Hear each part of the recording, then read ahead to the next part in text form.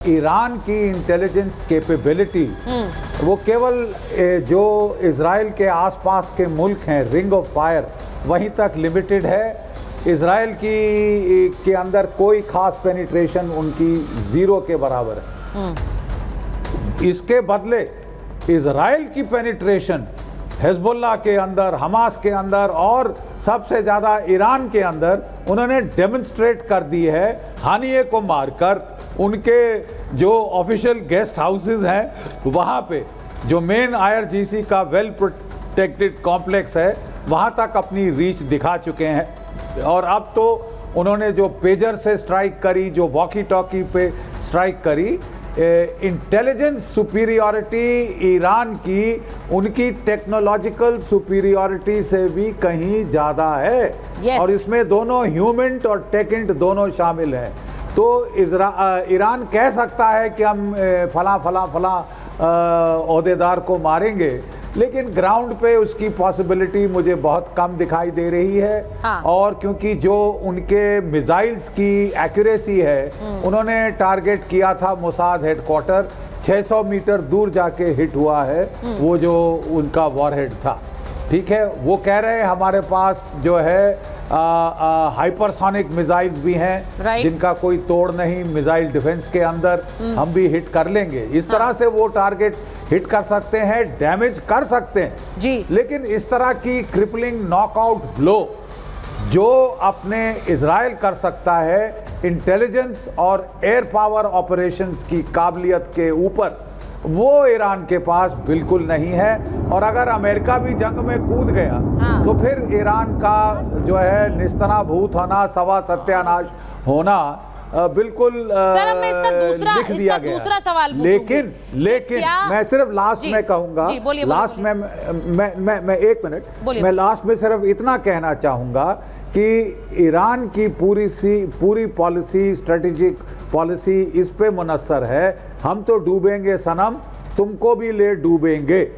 वो जो अगर पेट्रोकेमिकल कॉम्प्लेक्सेस पे मिसाइल से स्ट्राइक शुरू कर दी सऊदी अरेबिया में, कुवैत में, बाकी जगह, तो फिर वर्ल्ड की ऑयल प्राइसेस स्काई रॉकेट कर सकती हैं, जिससे दुनिया की इकोनॉमी को शामिल अमेरिका। नहीं, ये जो बात आप कह रहे हैं सर, मैं इसी पर आना चाहती हूँ।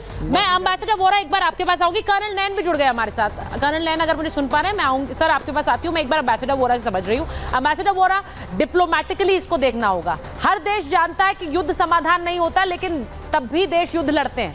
लेकिन अगर Iran resorts to attacking other countries, यानी कि और देशों पर हमला करने की जो बात अभी स्टूडियो में हो रही थी कि सऊदी अरेबिया पर भी हमले क्या उन्होंने एक तरह से धमकी दे दी है, ये क्या ईरान करेगा? क्योंकि GD बख्शी सर कह रहे हैं भाई ईरान तो डूबने के लिए ही आगे बढ़ रहा है। वो कह रहे हैं तुम्हें भी डुबोएंगे, हम अगर खत्म हो जाए तो कोई फर्क नहीं पड़ता। But will Iran take that risk sir?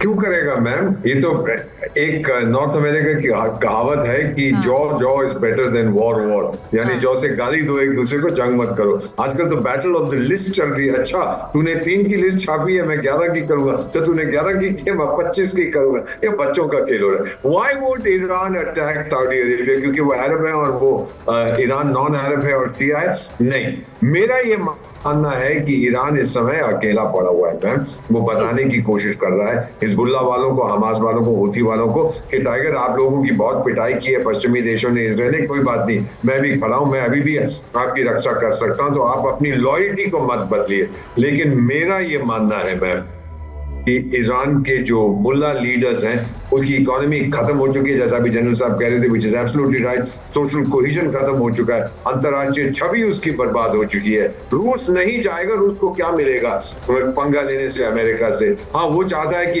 America चाहता है कि यूक्रेन के जरिए मैं रूस को कमजोर करूं, रूस चाहता है कि ईरान के जरिए मैं अमेरिका को कमजोर करूं। डायरेक्ट कॉन्फ्रंटेशन कोई नहीं करेगा, कुछ मिलेगा नहीं। तो ये मेरा मानना है कि ईरान अकेला पड़ गया है और अल्टीमेटली एक डिप्लोमेटिक सोल्यूशन मिलेगा जिसमें ईरान कहेगा कि भाई टाइगर मुझसे गलती होगी थी, मुझे नहीं करना था, चलो तूने मार दिया हमारे लोग, अगली बार मत करना। हिजबुल्लाह कई साल पीछे चला गया है, हमास कई साल पीछे चला गया, अब हूथियों की बारी है। Israel is fighting for its survival ma'am. और जब सर्वाइवल का जंग होता है तो फिर नो होल्ड्स बार्ड। वो ईरान का उनका एक ही टारगेट है, उसकी न्यूक्लियर फैसिलिटीज को खत्म करना। बिल्कुल, और इसीलिए इस वक्त भी जब मैं आप सबसे बात कर रही हूं, कर्नल नैन तेल अवीव में एक बड़ी बैठक कर रही है पीएम नेतन्याहू।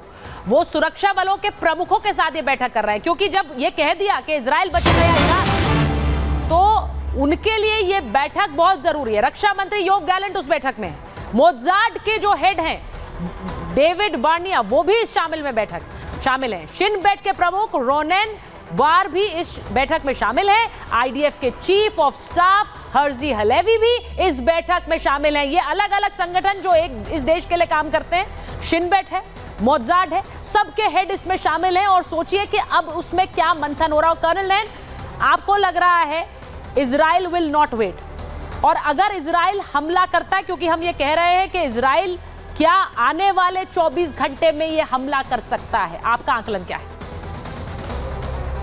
नहीं सर, इजराइल अभी जो करना चाह रहा है, इजराइल ने देख लिया दो बार जो अटैक किया गया है अप्रैल के महीने में, और अभी नेतन्याहू के जो ऊपर आया है ये मिसाइल्स आई है ईरान की तरफ से, ये लोगों ने इसका आकलन कर लिया अभी कि अभी हमें इसका आगे क्या करने का है।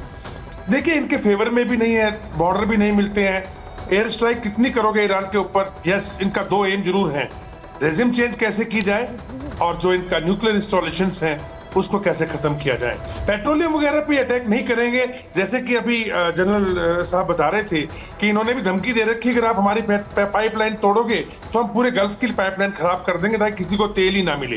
लेकिन अमेरिका को तो तेल कनाडा से मिल रहा है, भारत को भी अभी 60% के करीब रशिया से आ रहा है, अब कुछ सऊदी अरब से है हमारा, कुछ हमारे जैसे देश हैं जिनकी आर्थिक स्थिति में प्रॉब्लम आ सकती है।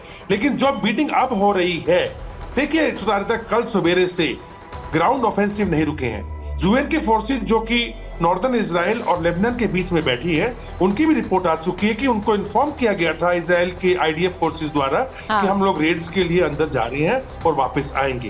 ये सबको मालूम चल गया है। Now they are trying to work out कि इनके पास एक UDF-57 एक जैसे जार बॉम्ब है रशिया का, इनके पास एक बॉम्ब है, लेकिन वो ये F-14EX जो है उसके थ्रू ये मारते हैं। अब ये आकलन कर रहे हैं कि जहां पे भी ये मिसाइल, जैसे इन्होंने गाजा में किया था, जहां भी हिजबुल्लाह की अभी टनल्स बनी हुई हैं, अब एक तरफ से कहने को ये रेड्स हैं, पर मेरा मानना है एक्शन वही होगा जो गाजा में हुआ था, जो नॉर्थ गाजा से हमने देखना शुरू किया था, वो यहाँ पे भी होगा। कब ईरान पे अटैक होगा? मेरा मानना यह है कि ईरान के ऊपर अटैक ये करेंगे जरूर। इनके पास में अभी एक बहाना तो मिल गया है, और इनके पास वो कंपल्सन नहीं है जो ईरान को थी। ईरान को क्या था? जो ईरान के प्रॉक्सी थे, हिजबुल्लाह हो, हूती हो या हमास, तो खैर खत्म ही हो गया एक तरीके से, ये सब चिल्ला रहे थे हमारा माई बाप कहाँ है, हमें इतने थप्पड़ पड़ रहे हैं, वो चुपचाप क्यों बैठा है।